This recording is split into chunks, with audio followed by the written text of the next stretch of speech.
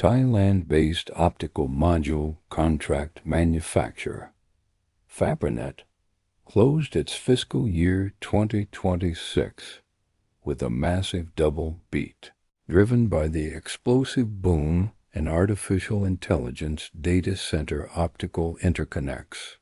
Fourth quarter revenue reached $1.316 billion, up 45% year-over-year, topping the upper bound of company guidance. Non-GAAP earnings per share came in at $4.10, comfortably beating the Wall Street consensus of $3.81. For the full year, Fabrinet generated $4.6 billion in revenue, marking a 36% increase over fiscal 2025, while full-year earnings per share grew 39%.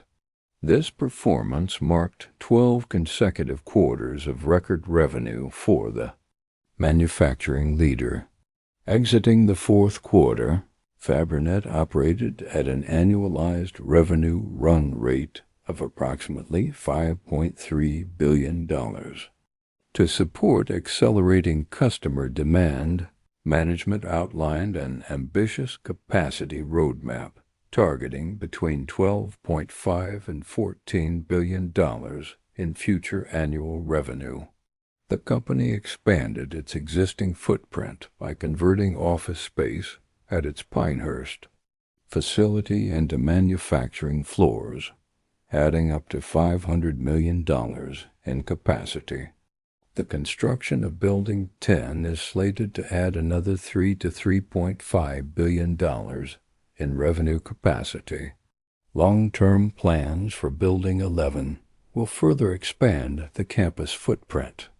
Demand remains strong across all three core growth engines: high performance, compute, optical transceivers, and data center interconnect, which achieved a $1 billion annual run rate.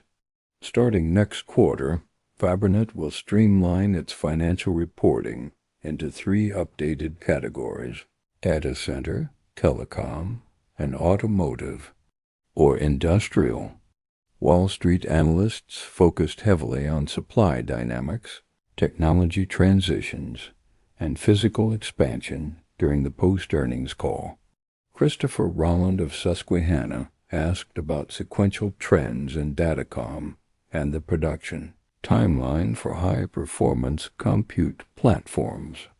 Chief Financial Officer Saba Saha clarified that fourth quarter datacom revenue was essentially flat during category reclassification, but guided for sequential growth in the first quarter of fiscal 2027. Chief Executive Officer Seamus Grady added that high-performance compute surpassed internal expectations as the company ramps next-generation silicon platforms and expands capacity for 800G and 1.6 trillion transceivers. George Notter of Wolfe Research questioned the timing of capacity expansions and the strategic triggers for starting Building 11. CEO Seamus Grady explained that current operations are running near a $5.3 billion annual pace, and details from the Pinehurst conversion and Building 10 construction pave the clear path toward a potential $14 billion capacity target over coming years. Joseph Cardoso of J.P. Morgan inquired about opportunities in near-packaged optics and co-packaged optics, as well as the strategic value of the Raytech partnership. Seamus Grady emphasized that near-packaged optics represents a significant near-term commercial opportunity, leveraging Fabrinet's long-standing packaging expertise. He noted that partner Raytech will add operational capacity directly on Fabrinet's Thailand campus. Tim Long of Barclays asked about competitive dynamics at key accounts and general supply chain availability for critical optical components. Seamus Grady stated that supply chain management successfully secured necessary components to fulfill demand, and noted that all supply constraints were conservatively built into first quarter forward guidance.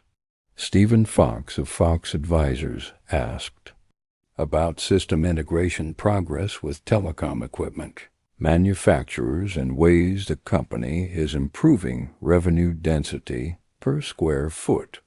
Seamus Grady highlighted full system assembly expansion with customers like Cisco and Nokia, noting that high-value optical component manufacturing remains the foundation for these higher-tier system integration deals.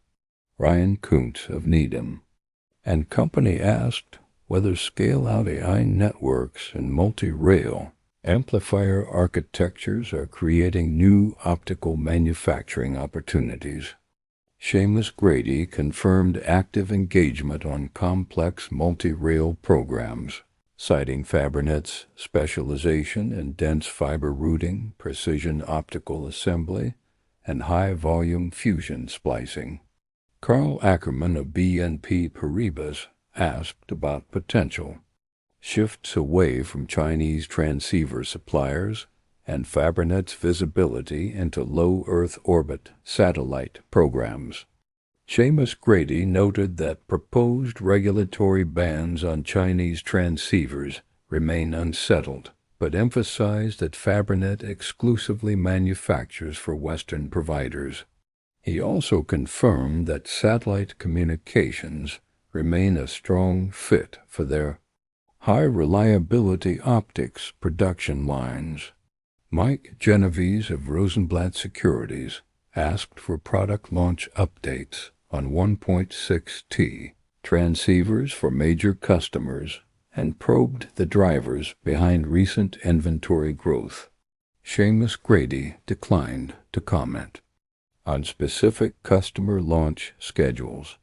CFO Csaba Sfera clarified that inventory increases reflect raw material positioning to support aggressive, upcoming customer product ramps rather than structural supply bottlenecks.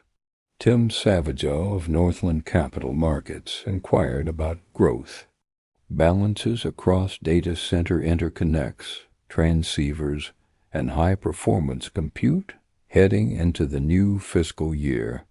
Seamus Grady pointed to 6 consecutive quarters of accelerating year-over-year revenue growth, highlighting that the data center interconnect business achieved a $1 billion annual run rate, while transceiver and high-performance compute momentum remains exceptionally strong. Fabrinet's Q4 results demonstrate that the global transition to high-speed artificial intelligence networks is driving an unprecedented manufacturing expansion. As hardware complexity escalates from pluggable modules to near-packaged optics, the ability to build advanced optical interconnects at scale has become a primary bottleneck in modern data center construction.